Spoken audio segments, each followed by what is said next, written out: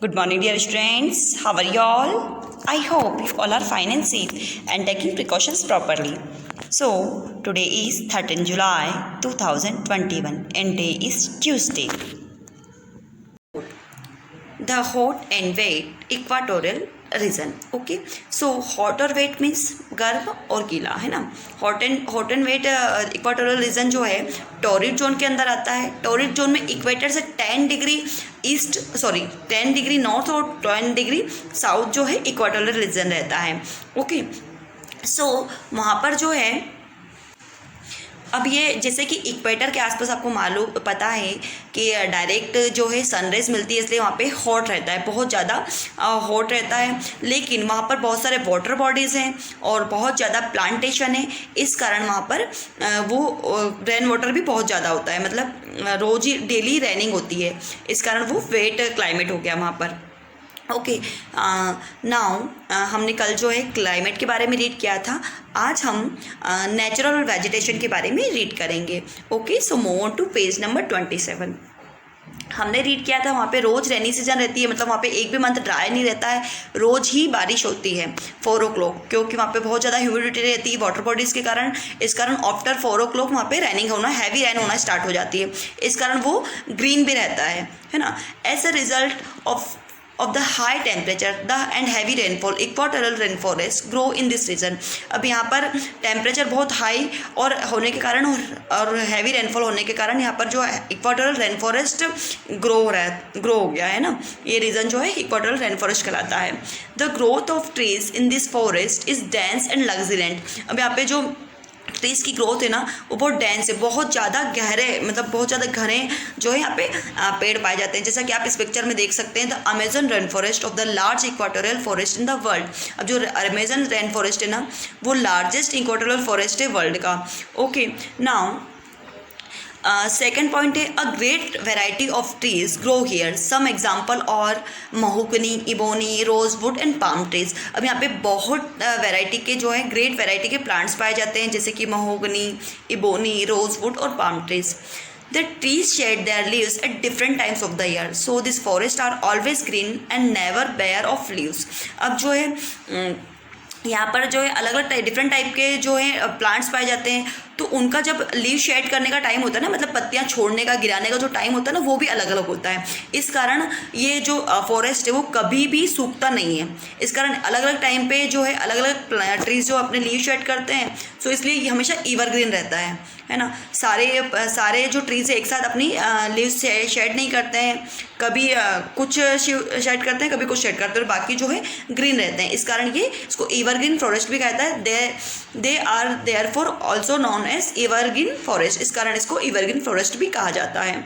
Four distinct layer can be seen in the forest. अब यहाँ पे अलग अलग टाइप की जो है लेयर देखने को मिल सकती है, फॉरेस्ट लेयर. ठीक है, so first of all we will read forest floor. अब फॉरेस्ट फ्लोर क्या है?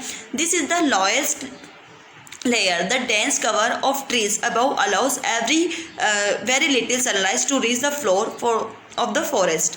अब जो है ये जो फॉरेस्ट की सबसे लोअर लेयर है और ये बहुत ज़्यादा डेंस है, यहाँ पे ट्रीज़ बहुत ज़्यादा हैं और सनलाइट बहुत कम पहुँच पाती है इस लेयर में, फॉरेस्ट पे.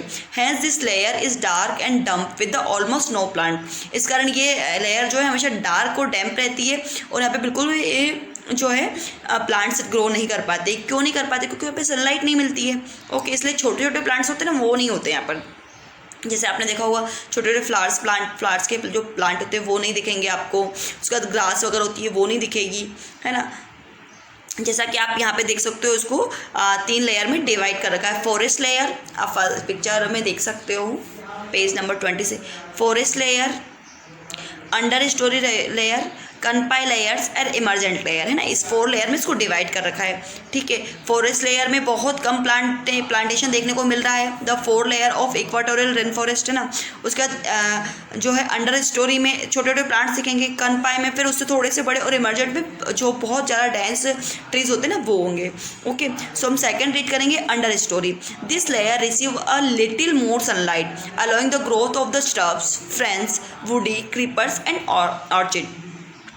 अब जो है यहाँ पर जो थोड़ी बहुत सनलाइट आ पाती है इस कारण गिरती है, तो इस कारण यहाँ पे थोड़े से जो है श्रब्स, झाड़ियाँ वगैरह होती ना, झाड़ियाँ वगैरह, क्रीपर्स, जो बेल वगैरह, बेल प्लांट ही बोलते हैं, मनी प्लांट जैसे बेल होती है ऐसी, तरबूज खरबूज की बेल होती है, ऐसे छोटे मोटे और ऑर्चिड फ्लावर के जो है प्लांट्स आपको यहाँ पे मिल पाएंगे।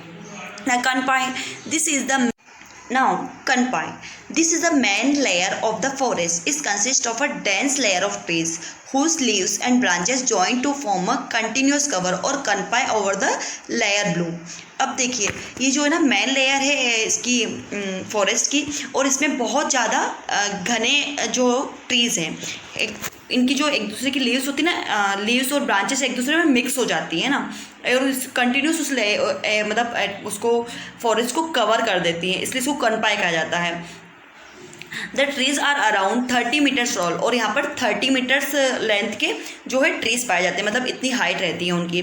Now emergent above the canopy grow a few extremely tall trees that tower more than 60 meter over the forest floor. अब कनपॉय से ऊपर जो लेयर है वहाँ पे 60 मीटर टॉल ट्रीज पाए जाते हैं। They are called emergent and form the top most layer of the equatorial region. और इन प्लांट्स को जो मतलब ट्रीज़ को 60 मीटर अबव जो उनकी लेंथ होती है, उन प्लांट को जो है इमरजेंट लेयर कहते हैं, और ये जो है टॉप मोस्ट लेयर है इक्वाटोरियल रीजन की फॉरेस्ट की। ओके, सो अब इसमें 4 लेयर्स हमने रीड करी।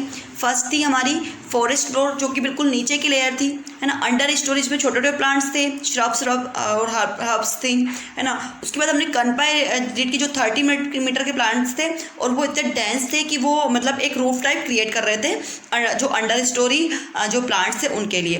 देन हमने इमरजेंट लेयर जो रीड करी, उसमें 60 मीटर या उससे अबव प्लांट थे जो कि इक्वाटोरियल रीजन फॉरेस्ट की एक टॉप मोस्ट लेयर बनाते हैं। Okay, so on this video we have read natural vegetation of this chapter, and next video we will read animals life.